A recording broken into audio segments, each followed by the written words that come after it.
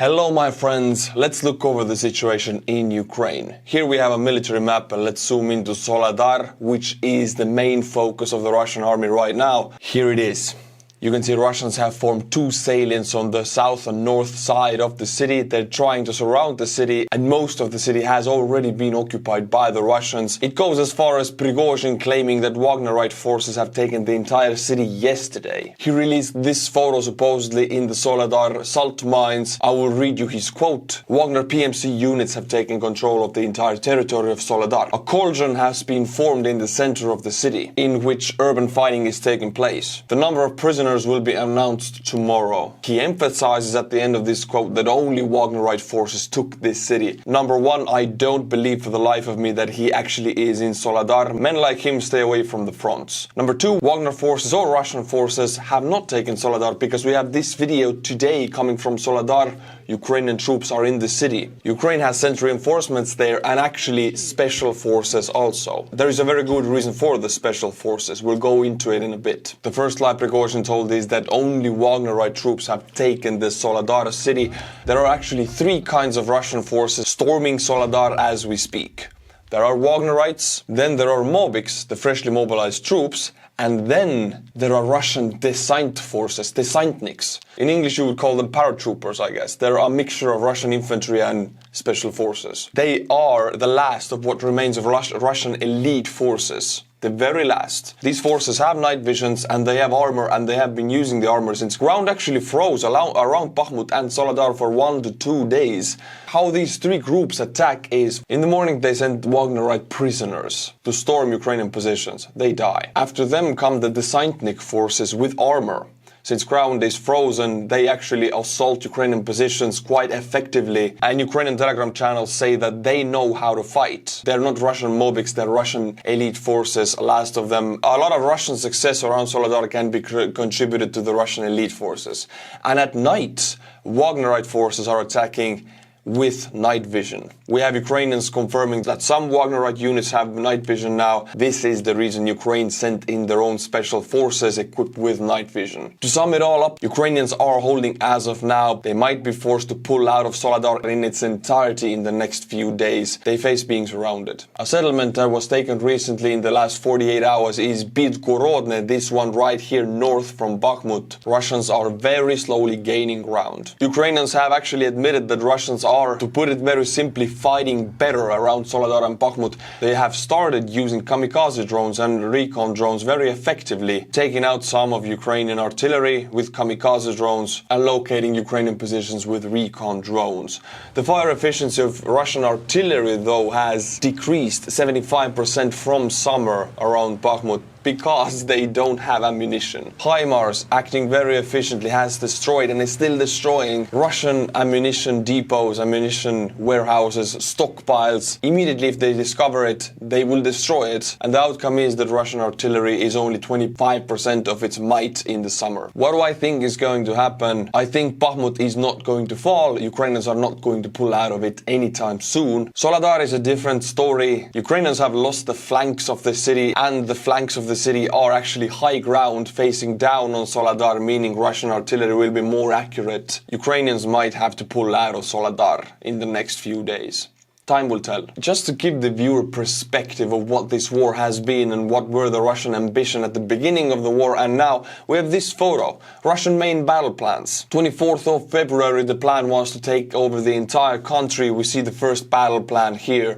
When that failed, they couldn't take Kiev. They had the second plan on 6th of April, taking all of Donbass and Luhansk and half of the country. When that failed, they drew up a third battle plan on 25th of May, focused on taking Kharkiv and attacking north from Donetsk. That also failed, no surprise there. Then we have the fourth battle plan, which intends to surround Soledar and take Bakhmut, January 2023, and the fifth battle plan, 11th of January, just take Soledar. And we have reached to the very end of these battle plans, and they might actually achieve the very last one, taking Soledar, with very bloody price. Ukrainians will pull out, they will give land to the Russians if it means Russians will knock themselves bloody on the wall. This is what's happening on Bakhmut and Soledar. In the western Ukrainian city of Lviv, Ukrainian, Polish and Lithuanian presidents met. They signed a Lublin Triangle paper, a regional alliance of these three countries. During the meeting, Polish President Andrzej Duda said that Poland will give Ukraine one company's worth of German-made Leopard main battle tanks. One company is usually 14 tanks. There are different numbers going around. If you take the president's quote directly, it is one company which is 14 tanks. The Polish president said that the decision has already been made in Poland and they expect other countries to soon follow suit. This is joyful news. It is about time Ukraine receives European main battle tanks, but the sad part is that sending these tanks requires German approval. If you're waiting for the German approval, you will be waiting and you will be dying of old age before you get it. Germany's bureaucracy is that slow, and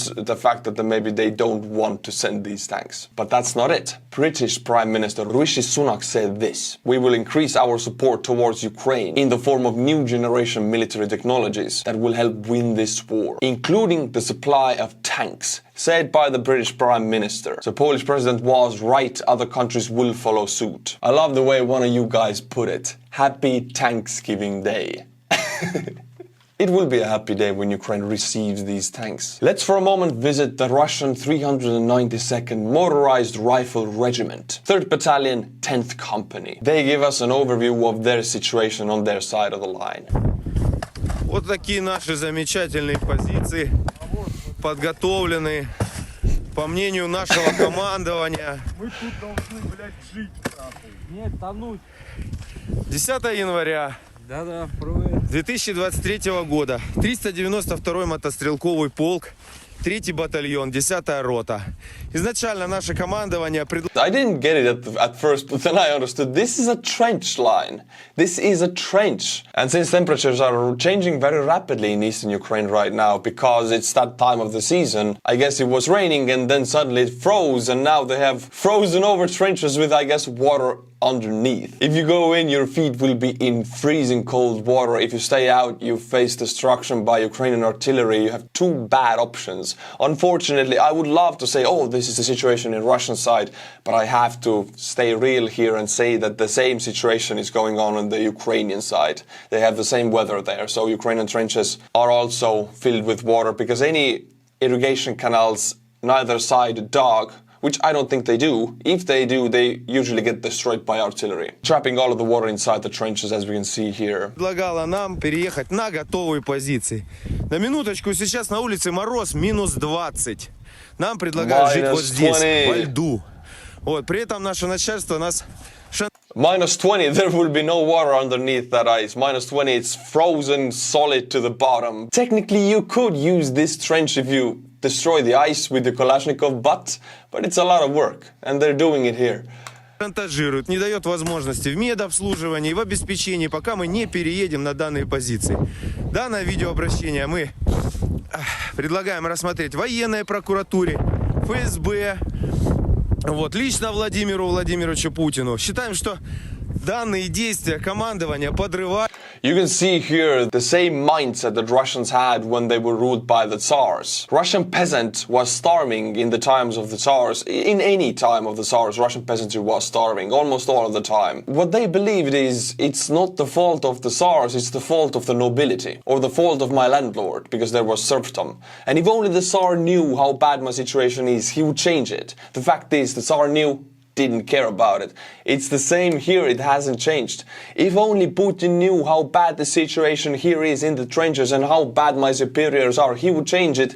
They're turning in these videos directly to Putin to change this situation, not knowing that Putin knows exactly how bad they're doing. He just doesn't care. That's the peculiarity of the Russian mindset. If only the Tsar knew. Боеспособность нашей армии.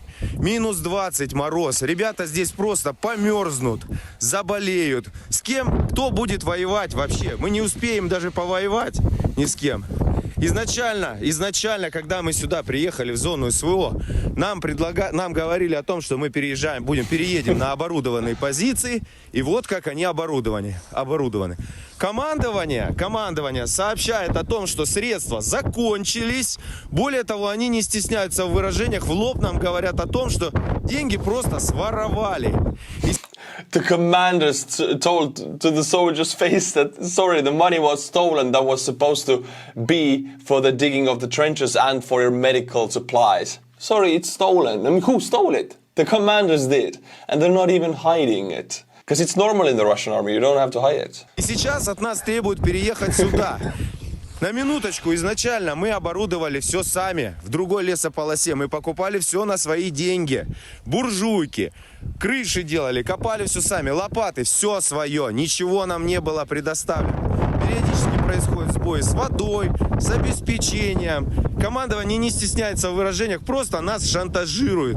Мы просим придать огласки, чтобы обратила внимание общественность, СМИ, ну и, соответственно, соответствующие силовые структуры. Ребят, здесь просто наша рота и поляжет, не успев встретиться с врагом. Honestly, when watching this video, I started to feel bad. These guys are being blackmailed and they're stupid enough to think if only the Tsar knew he would help us. Oh, poor guys, poor guys. Midnight, 12th of January, Belgorod, Russia. A Russian UAV crashed into the power line, due to which electricity went out from part of the city. The UAV is possibly the Russian Forpost, which costs 67 million USD. Belgorod is also facing regular power outages because Ukrainian kamikaze drones are attacking it. And as we can see, Russian UAVs are dropping onto the power grid. Putin has raised the security alert of all of the oblasts around Ukraine. But now we see that he meant that people need to be ready if their own drones are falling on them. Well, I'm glad Putin thinks about such things. People must be ready for it. A huge part of Russian fleet moved out of Novorossiysk harbor. The group included the Project 11711 Ivan Gren class landing ship.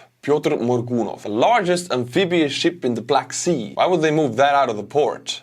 That is ominous. It also contained all three Project 636.3 improved Kilo-class submarines, which were present at the base. Analysis suggests that other warships were also sailing with the group. This is likely the most empty the Novorossiysk port has been in a long time. Ever since the attack with the marine drones to the port of Sevastopol, Russians have been really afraid to sail their ships freely. They do small incursions to the Black Sea, but that's it. Quickly back to the port if the missiles are shot out. So if any bigger group of Russian vessels leaves a port for a longer period of time, what are they gonna do with these ships? Time will tell. We have not heard from the Kadyrovites for a long time. Where are their TikTok videos? I haven't seen them. Have you? Did their TikToks got banned? Well, we have a new Kadyrovite video coming in for you right now. Don't worry, my friends. They're fine, they're fine. You don't gotta be worried.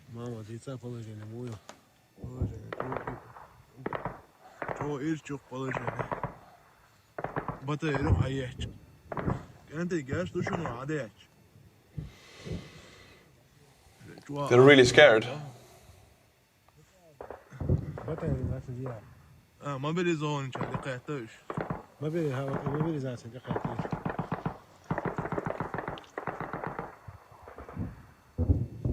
You might think this is a small video, but it says quite a lot. Oh, they're shooting at us, you can see the real fear in their eyes, and then they say they're shooting at mobilized. When you know how Kadyrovites are used in this war, one sentence says quite a lot. They are the third defensive line. They're not a defensive line, they are internal control. You have a bunch of freshly mobilized and mobics on the first line. You have Russian regular army units on the second line, and then you have Kadyrovites in the very back who never fight because they're very bad at fighting. But they do the work that was done by NKVD in the Second World War. If anybody deserts or runs back, they shoot them. That's what they're good at. So if they say here they're shooting them freshly mobilized, that means they are back at their third line and they hear how the freshly mobilized Russians are being shredded up. And they're afraid because they cannot fight. 3 months ago, Putin made new military position. The leader of the entire Russian invasion force to Ukraine, he named General Surovikin to the position. Surovikin was supposed to rule with an iron fist and get things in order, fix the Russian logistics. But what happened instead is he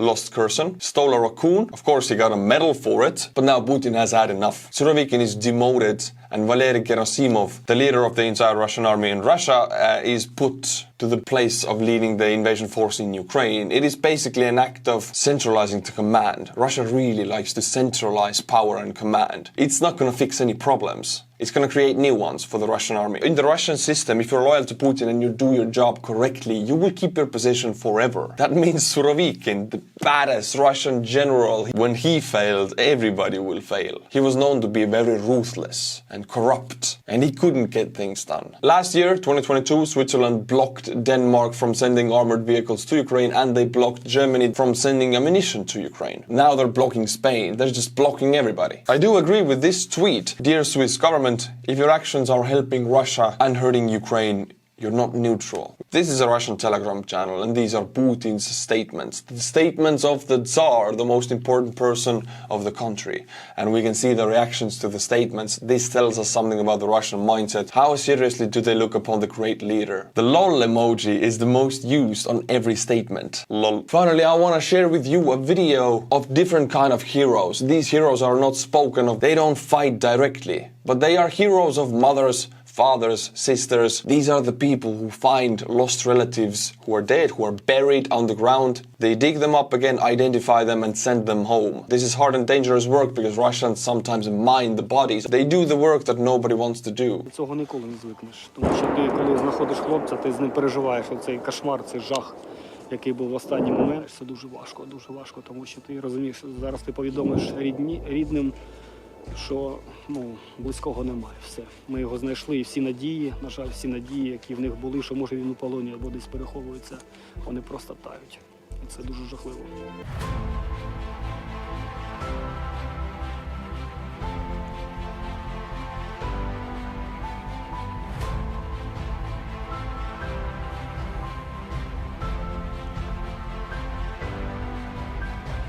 Наразі ми бачимо ситуації, які не вкладаються в голові, що 21 століття у нас іде війна, і люди просто валяються неподалік вздовж дорог, валяються в посадках, в руйнованих будівлях. Нам треба забрати всіх, і ми працюємо на 100% з хлопцями, з нашою групою, щоб забрати кожного хлопця, який загинув за Україну. This kind of heroes, they're not talked about much. For a mother who knows his son is dead but buried some in an unnamed grave, and these guys find his son and send him home. Mother can say goodbye and bury him with honors. Say goodbye to his son. This means something to the people of Ukraine. So I wanted to guide your attention to it. Let's honor them together by knowing about it. My friends, I can do these videos thanks to the Patreons. These people support the channel no matter what. And I want to read you and butcher 5 new Patreons who are supporting this channel. Tier 10 and above. Bradley Peters. Consider your name butchered. Dog Gailing. Josk Klastra. Faustas Zilinskas. You must be Lithuanian, come on. Dennis Dickerson. Thank you to these people for supporting the channel. If you'd like your name to be butchered and you like my videos, Patreon link is in the description below. Fastest way to support the channel. Thank you, my friends. Stay tuned for my next Ukrainian update, and if you want to be notified, subscribe to the channel. Push the bell notification. Until my next video, my friends, Slava Ukraini.